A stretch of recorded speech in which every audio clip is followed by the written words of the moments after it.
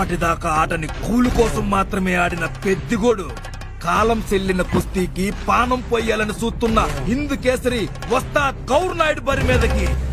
రేయ్, ఎవడో ఆట కూలుడొచ్చాడు. ఇక్కడ కూలిచ్చే ఆటేట్నేదని చెప్పండ్రా. వచ్చింది కూలి కోసం కాదు, ఆట కోసం.